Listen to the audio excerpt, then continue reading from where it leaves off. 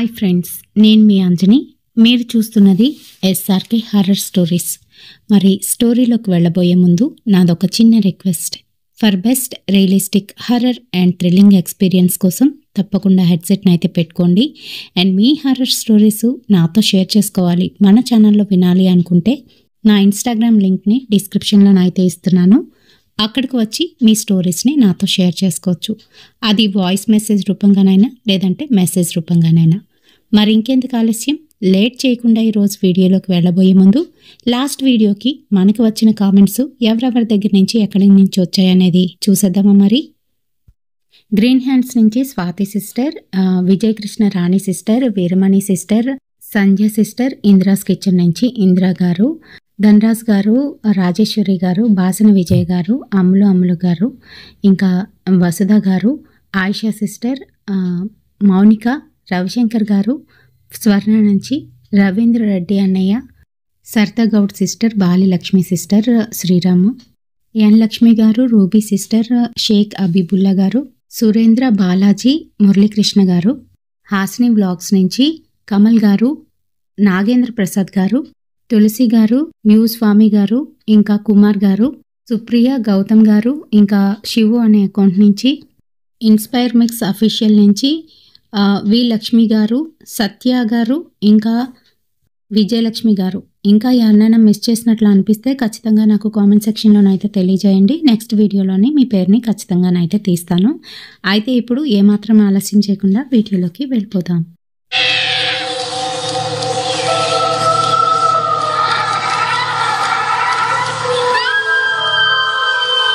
ఈ వీడియో ద్వారా మీ అందరికీ ఆడవాళ్ళ ఔన్నత్యాన్ని చెప్తామనుకున్నా, కానీ హర్రర్ స్టోరీ కని వస్తే ఈ సుత్తంతా మాకెందుకు అనుకునే చాలామంది ఉన్నారు. అందుకనే మరి వీడియోలోకి వెళ్ళిపోతున్నాను. ఆ తర్వాతే మీకు అసలు విషయం అయితే చెప్తాను. బాగా ఇంట్రెస్ట్ ఉన్నవాళ్ళు, అది మన ఆడవాళ్ళు ఖచ్చితంగా చూడండి, లాస్ట్లో చెప్తాను. అసలు ఈ వీడియోకి దీనికి సంబంధం ఏముంది అని అనుకుంటున్న వాళ్ళకి ఈ విషయం అయితే చెప్తున్నానండి.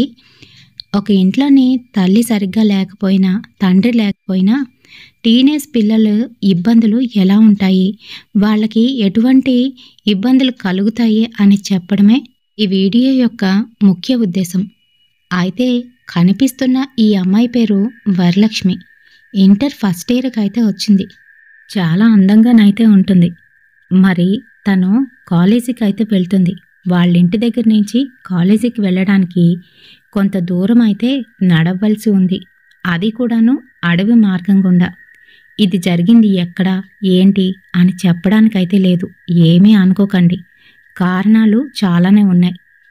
అయితే మరి అమ్మాయి ఒక్కరిదాయే నడుచుకొని వెళ్తూ ఉంటే వరలక్ష్మి అలా కొంచెం దూరం నడిచిందో లేదో కాళ్ళకి ఏదో మరుస్తున్న వస్తువు అయితే కనిపించింది. ఏంటిది అని దాన్ని పట్టుకొని చూసింది. అది చిన్న అద్దంలాగైతే కనిపిస్తుంది. పిల్లలందరికీ కూడా, అది టీనేజ్ పిల్లలు కావచ్చు, చిన్నపిల్లలు కావచ్చు, ఒక పెద్ద పాడు అలవాటు. అదేంటి అనంటే, ఏదైనా మెరుస్తున్న వస్తువు కానీ, ఏదైనా అందంగా ఉన్న వస్తువు కానీ నేల మీద, రోడ్డు మీద, లేదంటే ఇలాంటి అడవిలోని దొరికినవి అస్సలు తీయకూడదు, వాటిని ముట్టుకోకూడదు. అలాంటిది వరలక్ష్మి ఇదేదో బాగుందే అంటూ తన చేత్తోనైతే తీసింది కాకుండా బాగుంది అని చెప్పి తన బ్యాగ్లోనైతే పెట్టుకుంది. మరి అంతే, ఏదో చల్లటి గాలి తన్ని తాక్కొని అయితే వెళ్ళింది. మరి అదేమీ పట్టించుకొని వరలక్ష్మి 2 అడుగులు ముందుకు వేసిందో లేదో తన వెనకాతలే ఎవరో వస్తున్నట్టుగా చప్పుడైతే అయ్యింది. ఎవరది అని వెనక్కి తిరిగి చూసింది. కానీ అక్కడ ఎవరూ లేరు. ఏదో ఒక పెద్ద సుడిగాలి లాంటిది తన వెనకాతలే తరుముకొని వస్తున్నట్టుగానైతే దూరం నుంచి కనిపించింది. అమ్మో అంటూ గబగబా నడిచేసి ముందుకైతే వెళ్ళింది. అక్కడొక పెద్ద నొయ్యి అయితే ఉంటుంది. ఆ నూతిని చూసుకుంటూ ముందుకు వెళ్తుంది. ఇంకా వరలక్ష్మి మనసులోని చాలా ఆందోళనలైతే ఉన్నాయి. దానికి గల కారణం ఏంటంటే, వాళ్ళమ్మ వరలక్ష్మి 6వ తరగతి చదువుతున్నప్పుడే వాళ్ళ నాన్నని వదిలి మరొక ఊరికైతే తీసుకువచ్చేసింది. వాళ్ళమ్మ వరలక్ష్మి మాత్రమే ఆ ఊర్లో ఉంటున్నారు. వాళ్ళకి తెలిసిన వాళ్ళు ఎవ్వరూ కూడాను ఆ ఊర్లోనైతే లేరు. వరలక్ష్మి తల్లి సుజాతకి ముక్కు మీద కోపం.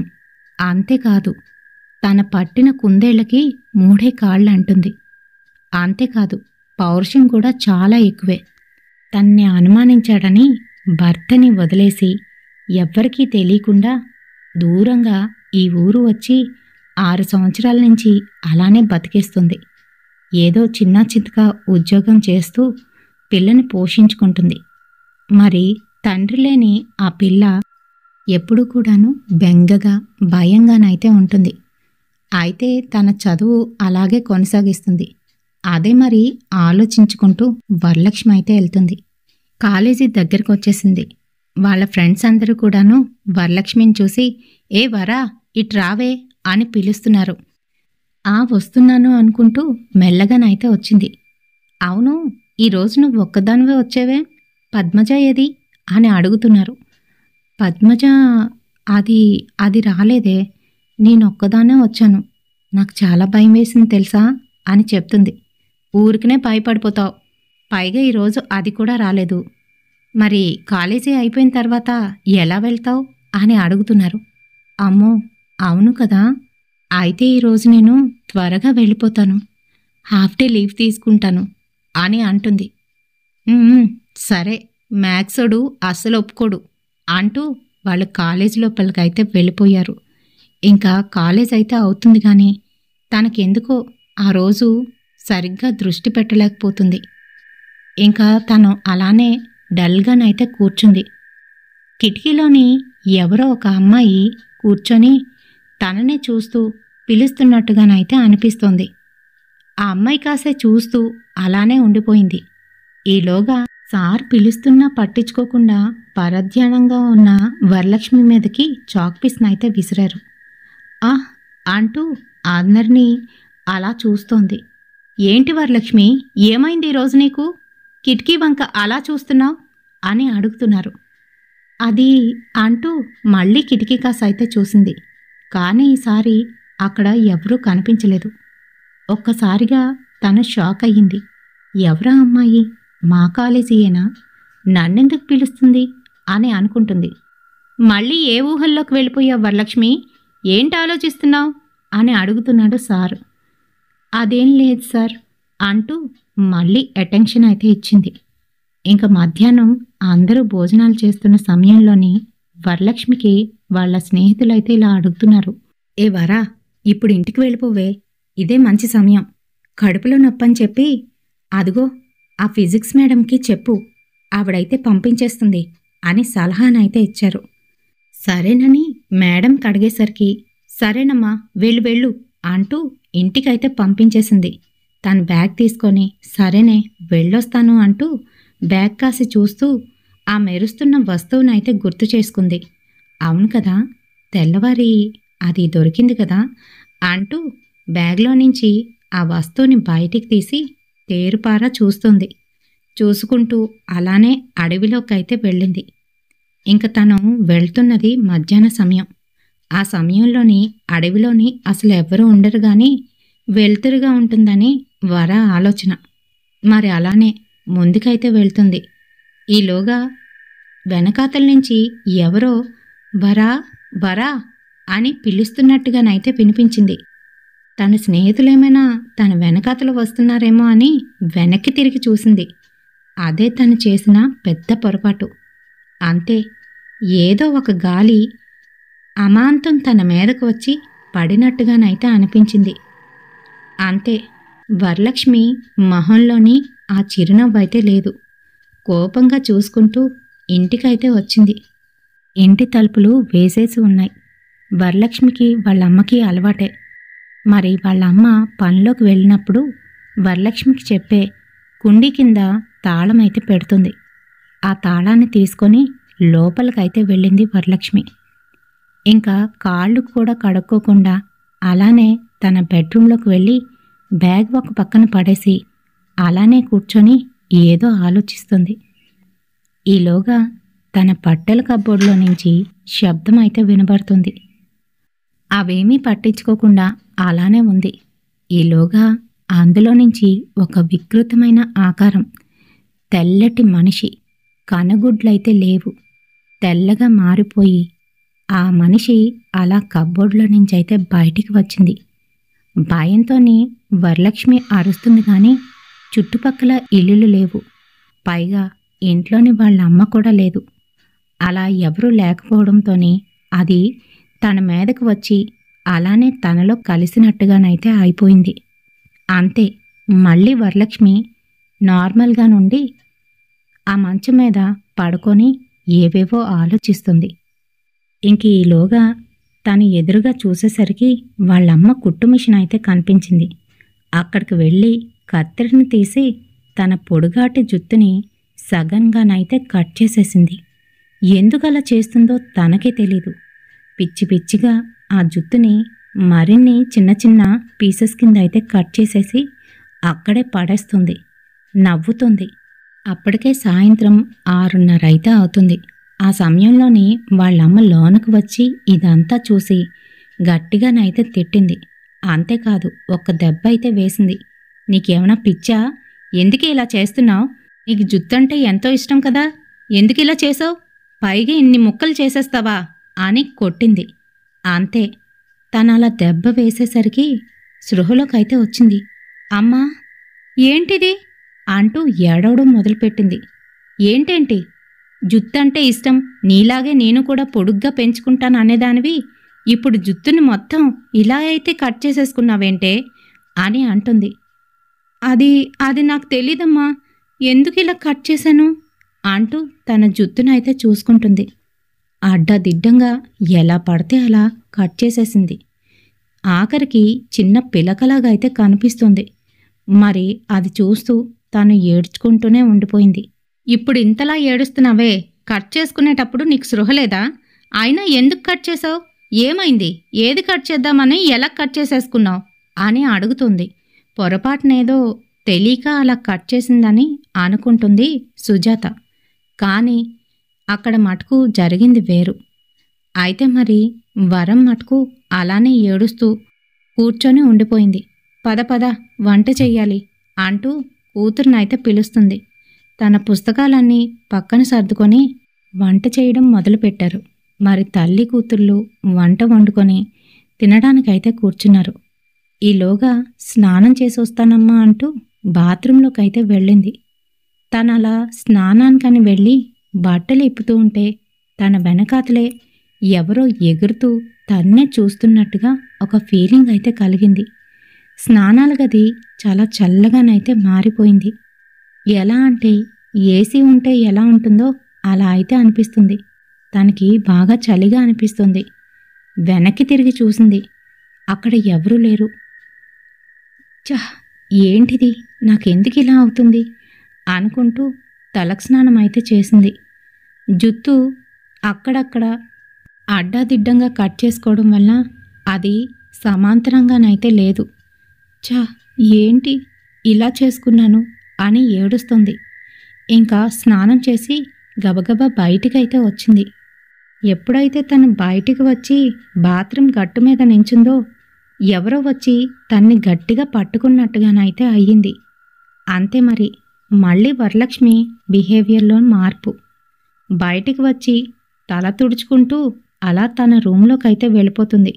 ఏయ్ ఆగు, అన్నం తినవా? రూంలోకి వెళ్తున్నావేంటి అని అంటూ ఉంటే ఏంటి కూర అని అంది. ఇప్పుడే కదా మనిద్దరం కలిసి వండాం, టమాటీ పచ్చడి చేశాను అని చెప్తుంది.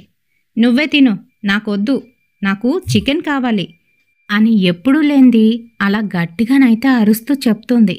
తన మాటలు వింటూ ఉంటే సుజాతకి కోపం వచ్చేస్తుంది. సుజాతకి ముందే కోపం ఎక్కువ. దానికి తోడు పని చేసుకొని వస్తుంది. అసలు ఇలాంటి వాటిల్ని స్పేర్ చేయదు. వెంటనే వచ్చి బుగ్గ మీద ఒక్కటైతే కొట్టింది. అంతే మరి, మళ్ళీ సృహలోకొచ్చిన వరలక్ష్మి అమ్మ ఎందుకమ్మ కొడుతున్నావు అని పాపం అమాయకంగా అడుగుతుంది.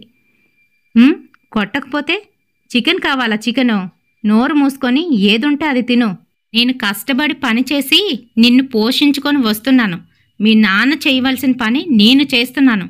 నోరు మూసుకొని ఉండు, లేకపోతే పో అంటూ మాట్లాడుతుంది.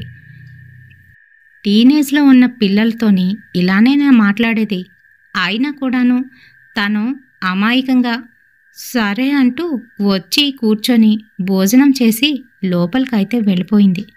మరి ఆ రోజు రాత్రి ఎందుకనో తనకి సరిగ్గా నిద్రే పట్టలేదు. తెల్లవారు లేచి మళ్ళీ కాలేజీకైతే వెళ్తుంది. తెల్లవారే వాళ్ళమ్మ పనిలోకి వెళ్ళిపోయిన తర్వాత వరలక్ష్మి ఒక్కరిదాయే కాలేజీకని బయలుదేరిందాయి. తను కాలేజీకి వెళ్లకుండా ఆ అడవిలోనే తిరుగుతుంది. ఆ రోజు కూడాను పద్మ అయితే కాలేజీకి రాలేదు. అందుకనే మరి ఒక్కరిదాయి వెళ్ళవలసి వచ్చింది. అలా వెళ్తున్న తను ఏంటేంటో ఆలోచిస్తుంది. ఒక్కసారిగా వెనక నుంచి ఎవరో ఏడుస్తున్నట్టుగానైతే వినిపించింది. ఎవరది అని వెనక్కి తిరిగి చూసింది. అంతే మరి మళ్ళీ తనని ఎవరో గట్టిగా పట్టుకున్నట్టుగానైతే అయిపోయింది. అంతే మరి తను ఏం చేస్తుందో ఎక్కడుందో అంతా మర్చిపోయింది. అలాగే నడుచుకుంటూ ఏదో ఆలోచిస్తూ ముందుకైతే వెళ్తుంది. అక్కడ పూర్తిగా నిర్మానుష్యంగానైతే ఉంటుంది. అదే సమయానికి వాళ్ళ ఊరు అబ్బాయి రమేష్ అటుగాను పని మీద అయితే వెళ్తున్నాడు. అంతే మరి రమేష్ దగ్గరికి నవ్వుకుంటూ వెళ్ళిపోయింది.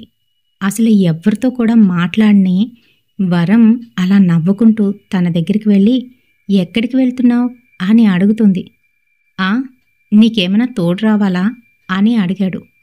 లేదు, నువ్వు ఎక్కడికి వెళ్తున్నావో చెప్పు అని అంటుంది.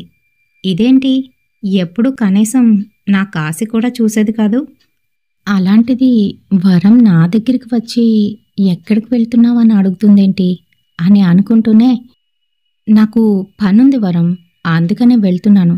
ఏ నీకు కాలేజీ వరకు దేబెట్టాలా అని అడుగుతున్నాడు. తన దగ్గరికి వచ్చి తన చేతినైతే పట్టుకుంది.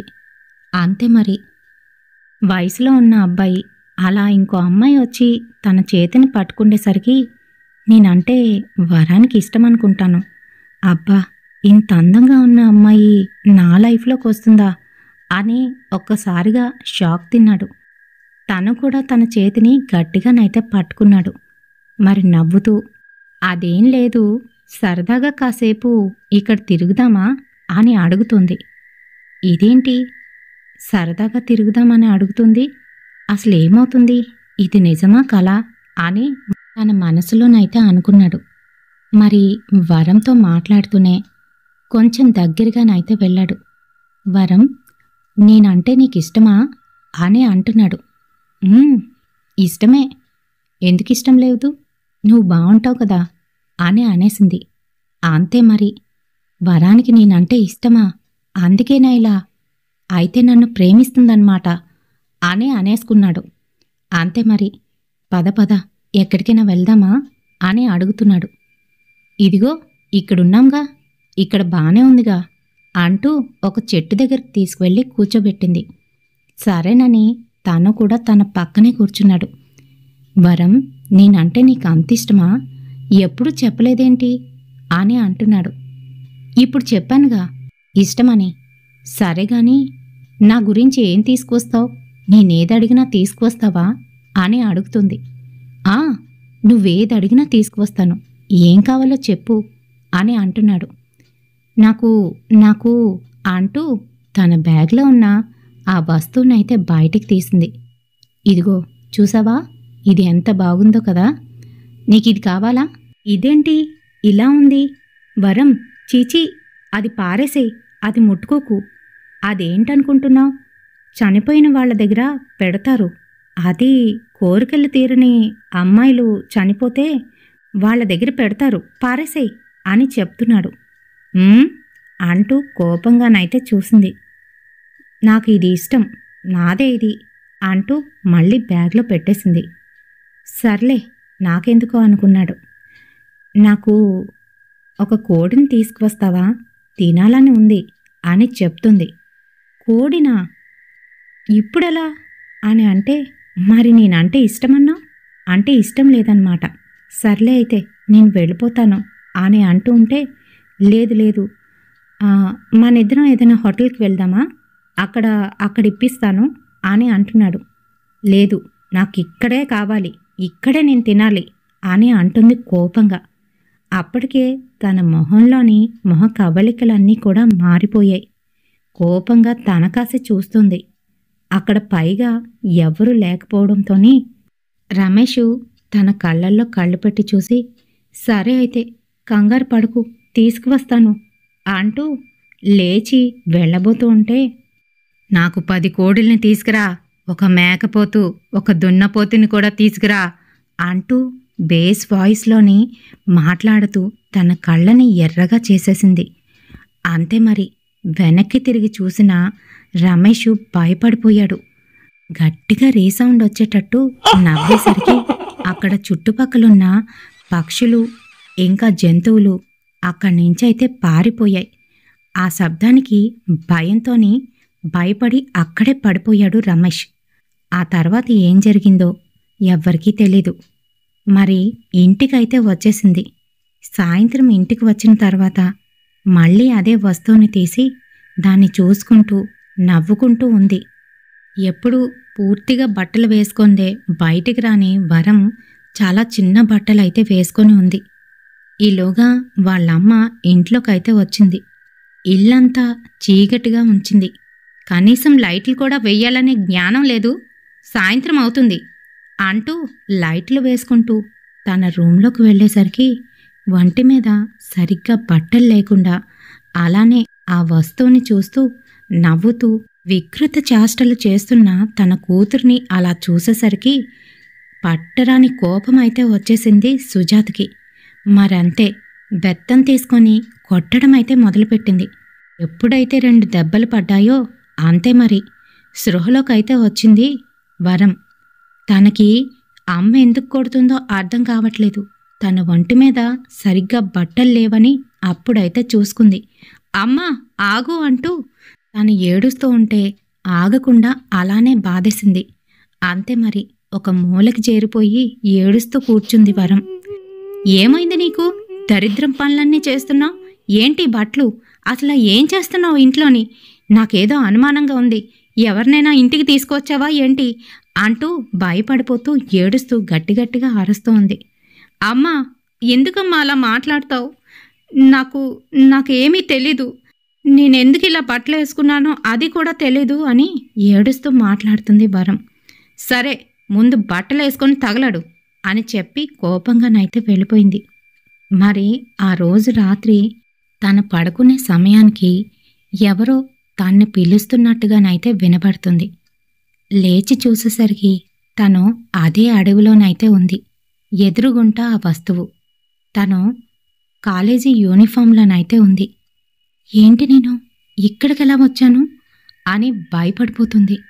చుట్టూ అంతా చూసేసరికి వెనకాతల అదే ఆకారం, ఆ తెల్లటి ఆకారం ఎగురుతూ తన్నే చూస్తూ ఏదేదో మాట్లాడుతుంది.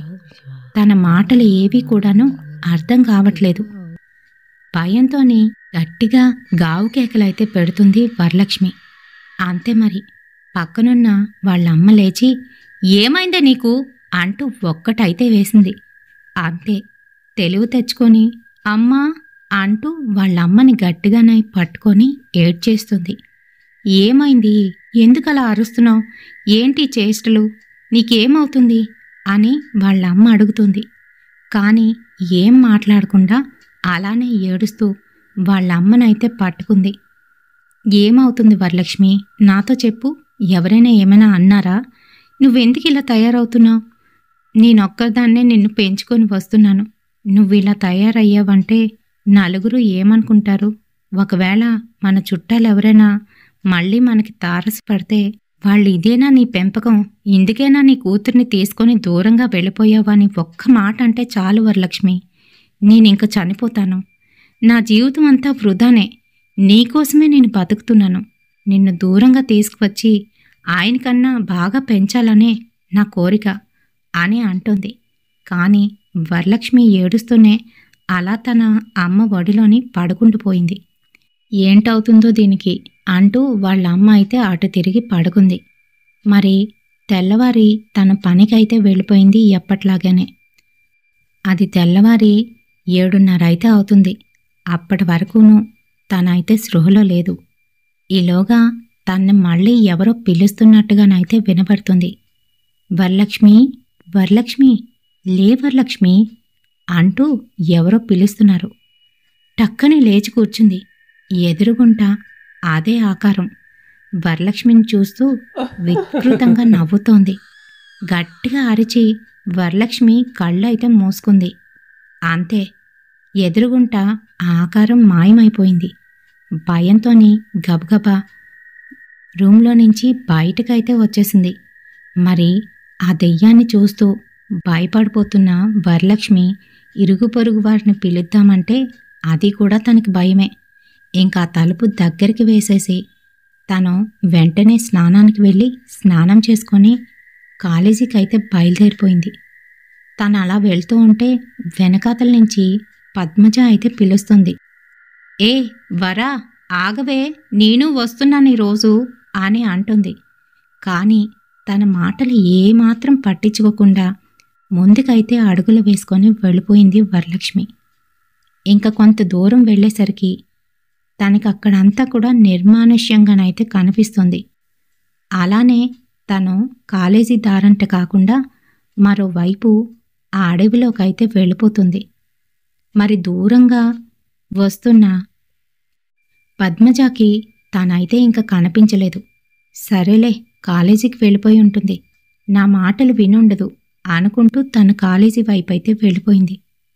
ఇంకా తను ఒక చెట్టు కిందకు వెళ్ళి అక్కడే కూర్చొని పుస్తకాలన్నీ కూడాను దూరంగా విసిరేసి ఏడుస్తోంది. ఎందుకు ఏడుస్తోందో తనకే తెలియదు.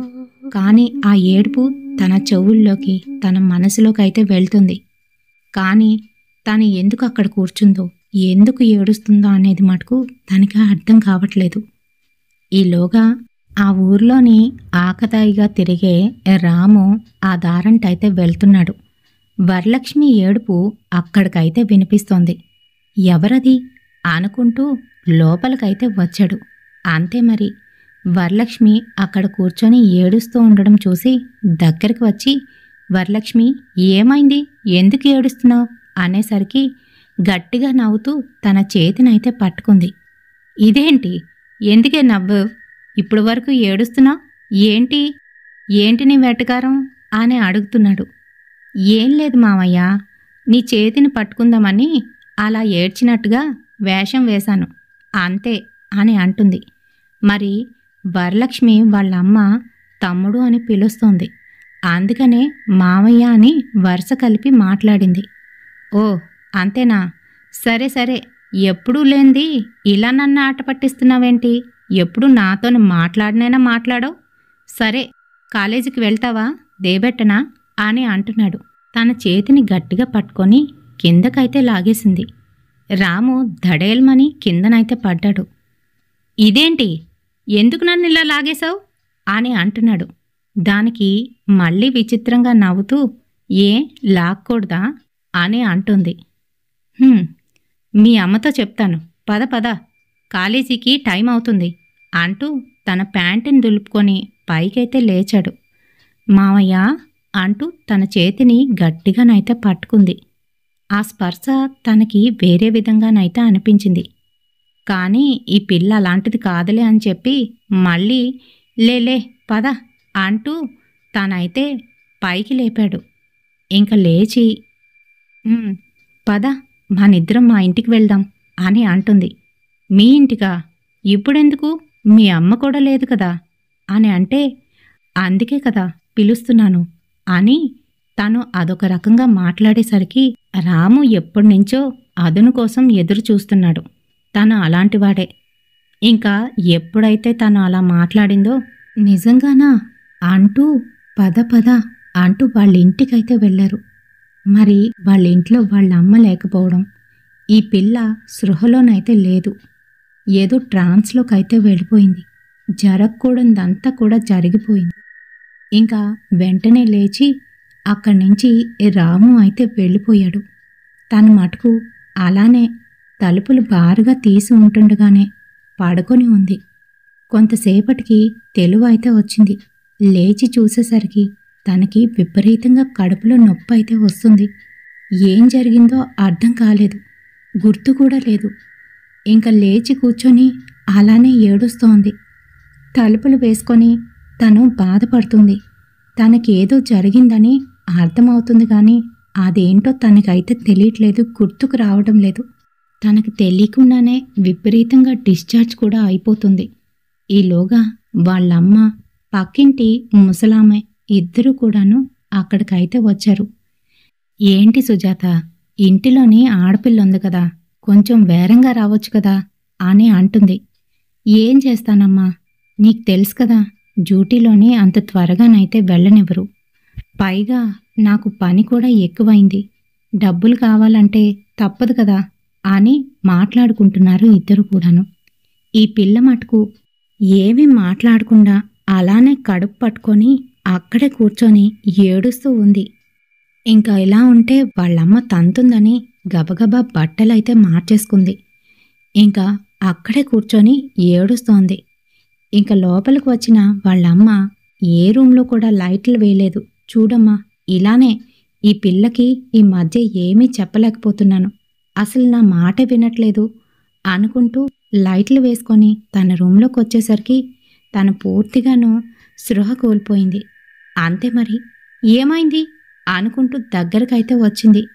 ఇంకా సమయంలోని తన వెనకాతలే ఆ దెయ్యం అలానే నించొని తన కాసైతే చూస్తుంది. ఇది వాళ్ళిద్దరికీనైతే కనిపించడం లేదు. ఏదో జరిగిపోయింది పిల్లకి. చూడమ్మా, ఇలానే ఇలానే అంటూ, లేవే వరం, ఏమైంది తల్లి అంటూ లేపుతుంది. కానీ తనైతే స్పృహలో లేదు. ఈలోగా బాగా పరీక్షించిన ఆ ముసలమ్మ ఇలా అంటుంది, ఇదిగో మీ వరానికి ఏదో అయ్యింది, తెలుస్తుందా నీకు అని చెప్తుంది.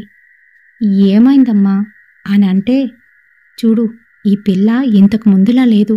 పైగా ఈ రూమంతా ఏంటింత దుర్వాసన వస్తుంది అంటూ అంతా వెతుకుతుంది. వాళ్ళలా వెతికే క్రమంలోని ఆ రూమ్ నిండా ఏవో చెత్తా చెదారంలాగా అయితే దాచిపెట్టుంచింది. అందులోని తను వాడిన ప్యాడ్ కూడా ఉంది. అవన్నీ దుర్వాసన అయితే వస్తున్నాయి. అంతేకాదు, ఇంట్లోని చిన్నా చితగా పురుగు కూడా పట్టి ఉంది.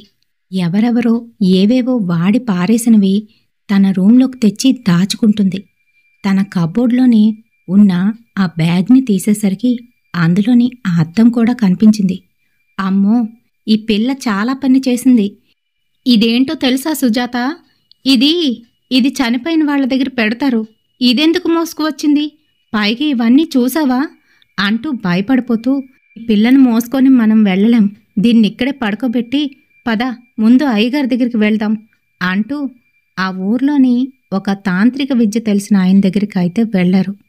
జరిగిన విషయం మొత్తం ఆయనతోనైతే చెప్పారు.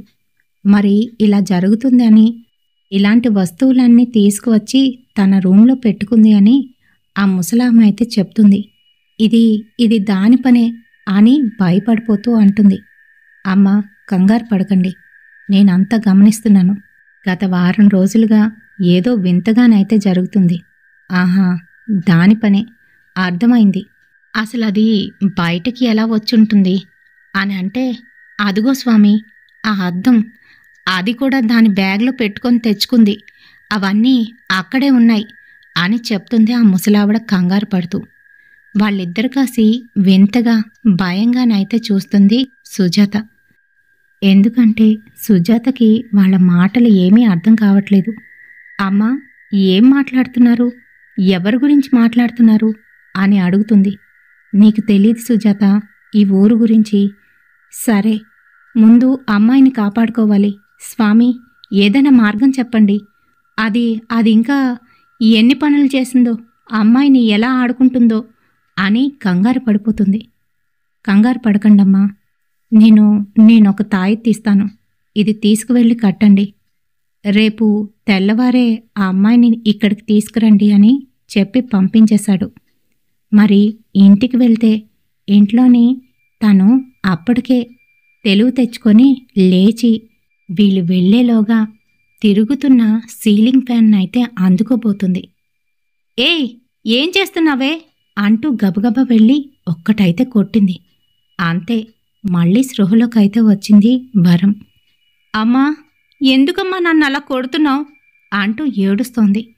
ఏ సుజాత, ఊరికినే కొట్టకు దాన్ని అంటూ ఇలా రామ్మా అని ఆ ముసలావిడ తన చేతిని అందుకొని వెంటనే ఆ తాయెత్తునైతే కట్టేసింది. అంతే మరి, మళ్ళీ స్పృహ కోల్పోయి అలానే పడి ఉంది. ఏం జరుగుతుంది? అసలు ఎవరమ్మా అది? ఎందుకు నా కూతుర్ని పట్టుకుంది? ఇంకా ఏం చేస్తుంది? మేమిప్పటికే అన్నీ కోల్పోయాం అని బాగా బాధపడుతూ ఏడుస్తోంది సుజాత. ఏడవకు సుజాత, నీకు తెలీదు. ఈ ఊర్లోని రాములమ్మ కూతురు నాగలక్ష్మి అని ఒక అమ్మాయి అయితే ఉండేది.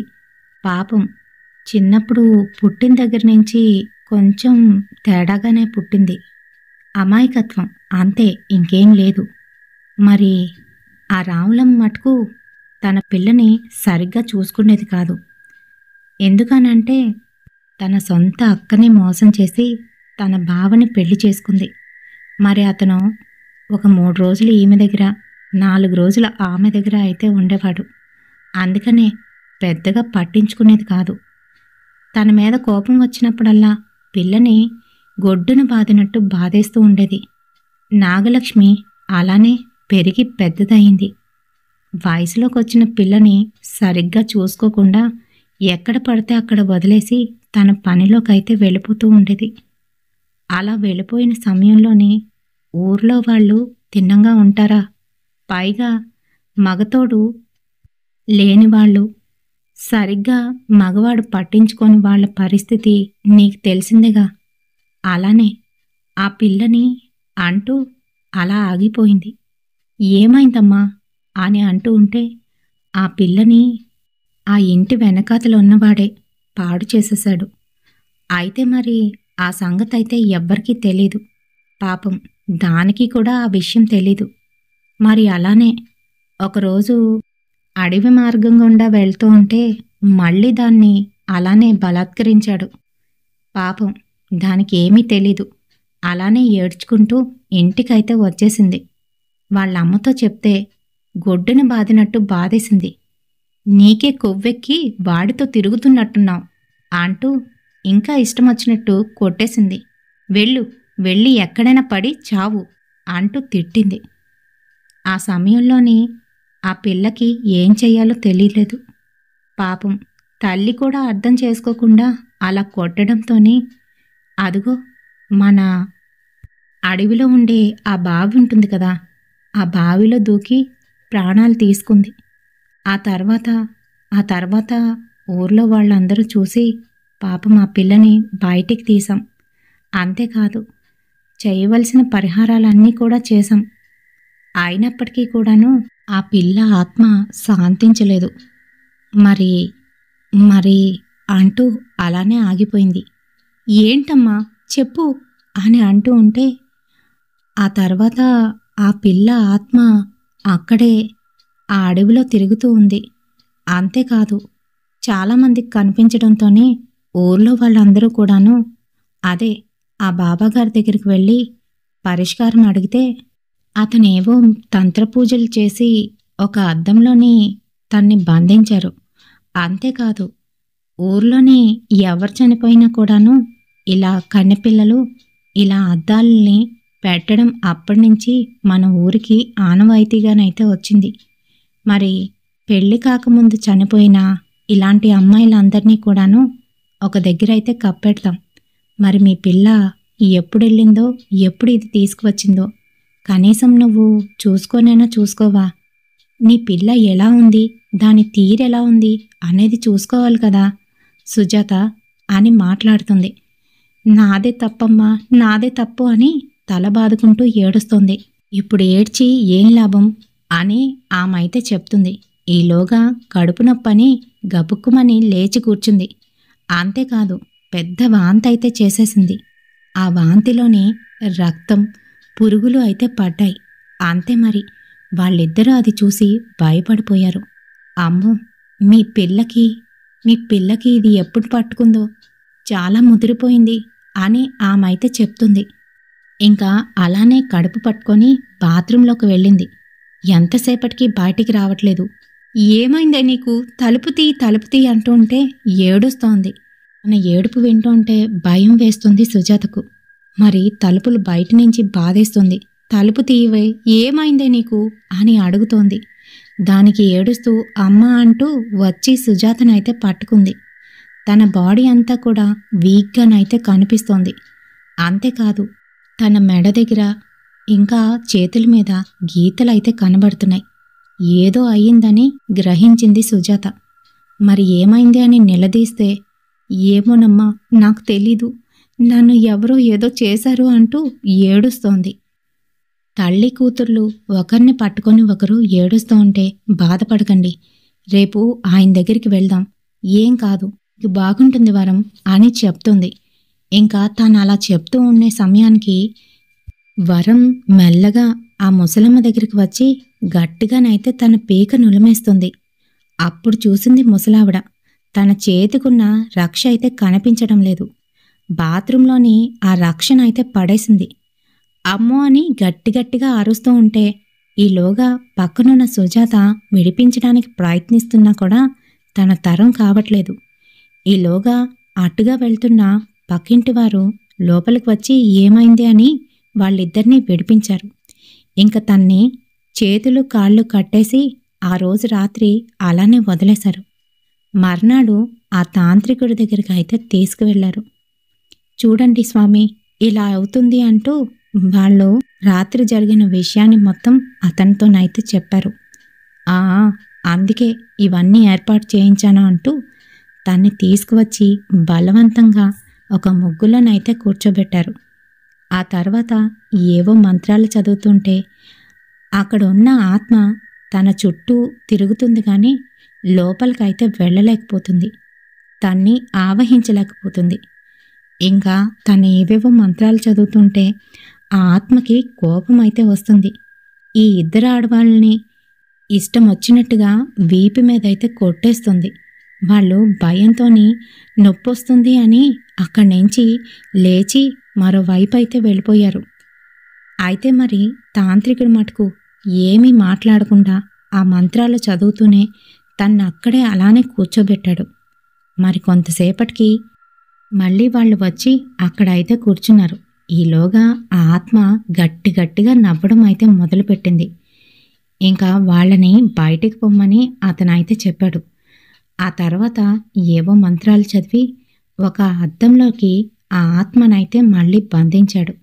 దానికి ఏదో ఎర్రటి దారాల్ని కట్టి ఆ ఆత్మ ఉన్న ఆ అద్దాన్ని ఒక సంచిలో పెట్టి ఏవేవో మంత్రాలు చదువుతూ తన చుట్టూనైతే దిగదుడిచి ఒక పక్కకి తీసుకువెళ్ళి దాన్ని జాగ్రత్తగానైతే పెట్టాడు. వాళ్ళని రమ్మని చెప్పి ఆ అమ్మాయిని జాగ్రత్తగా ఇంటికి తీసుకువెళ్ళండి అని చెప్పేశాడు.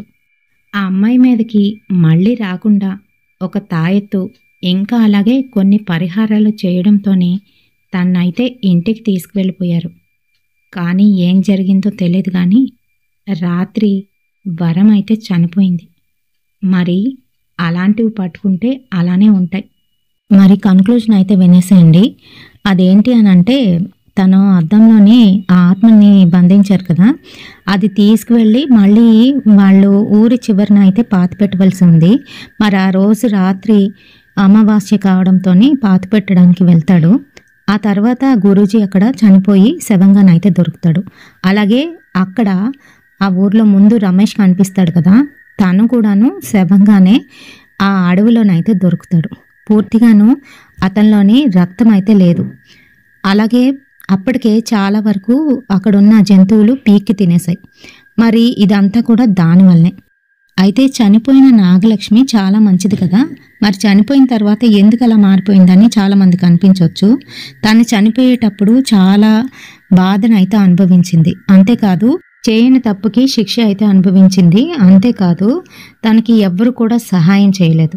అయితే మరి చనిపోయిన తర్వాత ఇలాంటి వాళ్ళు అలానే మారిపోతారు. అయితే నేనేం చెప్పాలనుకున్నాను అంటే, భార్యాభర్తలు విడిపోతే వాళ్ళు విడిపోయినట్టుగా ఉండదు, పిల్లల జీవితం నాశనం అయిపోతుంది. అదే మనం తెలుసుకోవాల్సిన విషయం ఇక్కడ. అయితే ఇప్పుడు మనం ఆడవాళ్ళకి ఈ దెయ్యాలు ఎందుకు పట్టుకుంటాయి, ముఖ్యంగా ఇలాంటి వాళ్ళకి ఎందుకు పట్టుకుంటాయి అనేది తెలుసుకుందాం.